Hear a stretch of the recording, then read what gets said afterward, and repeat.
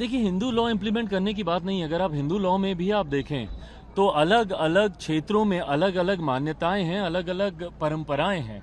ऐसे में जब यूसीसी को इम्प्लीमेंट करने की बात हो रही है तो मुझे नहीं लगता कि बिना ड्राफ्ट को रीड किए किसी का भी इसके ऊपर टिप्पणी करना सही है। मैं चाहता हूं कि लॉ कमीशन पहले इसकी ड्राफ्टिंग उसको सार्वजनिक करे, तमाम राजनीतिक दलों के पास उसको भेजा जाए। देखिए, भारत विभिन्नताओं का देश और भारत की खूबसूरती या ताकत ही उसकी विभिन्नता में रही है। तो ऐसे में जब आप यूनिफॉर्म सिविल कोड लागू करने की आप बात करते हैं तो जरूरी है उन पैरामीटर्स को जानना, आपकी ड्राफ्टिंग में क्या क्या उसमें पॉइंटर्स दिए गए हैं उसको जानना।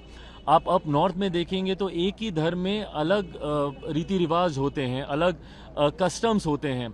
अगर आप हिंदू मैरिज एक्ट को ही देखें तो अप नॉर्थ में जहां जनरेशन्स में शादियां की परंपरा नहीं रही, वही डाउन साउथ जाते जाते अंकल्स के साथ भी आप शादी कर सकते हैं। तो ऐसी कई अलग अलग परंपराएं हैं, ईस्ट की अलग हैं, नॉर्थ की अलग हैं, साउथ की अलग हैं। तो ऐसे में लॉ कमीशन क्या ड्राफ्ट कर रहा है, क्या उसका ढांचा रहने वाला है, जब तक ये जानकारी प्राप्त नहीं होती इसके ऊपर कोई भी टिप्पणी करना उचित नहीं रहेगा। अलायंस की मीटिंग पटना में हुई, अमित शाह आए, उसके बाद नीतीश कुमार को लेकर काफी उन्होंने हमला किया और फिर शरद पवार ने कल अनाउंस किया है कि अगली बैठक बेंगलोर में होगी। क्या लगता है ये दूसरी बैठक से क्या इम्पैक्ट पड़ेगा? और अमित शाह ने नीतीश कुमार को लेकर जिस तरीके से बयान दिया, पलटू कहा, उन पर भरोसा नहीं किया जा सकता है, लालू जी को बेवकूफ़ बना रहे हैं, वो उनको कहीं नहीं जाना है, बिहार में ही सिर्फ रहना है। क्या लगता है आपको, क्या होगा इस पर? देखिए, केंद्रीय गृह मंत्री आदरणीय अमित शाह जी ने जो कहा सही ही कहा है।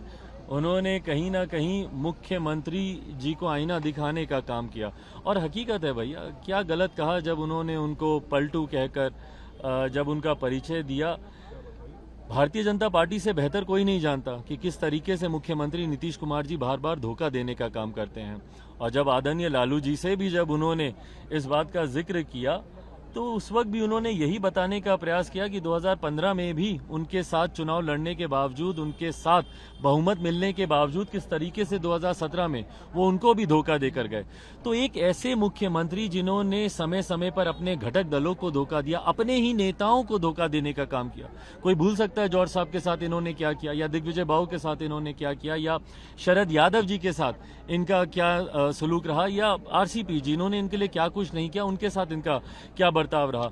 तो जिन्होंने अपनी महत्वाकांक्षाओं को पूरा करने के लिए घटक दलों को, अपने नेताओं को जिन्होंने धोखा देने का काम किया, वो आने वाले समय में सही में किसी के साथ रहेंगे, इस पे प्रश्न चिन्ह खड़ा होता है। और यही बात केंद्रीय गृह मंत्री जी ने बताने का काम किया।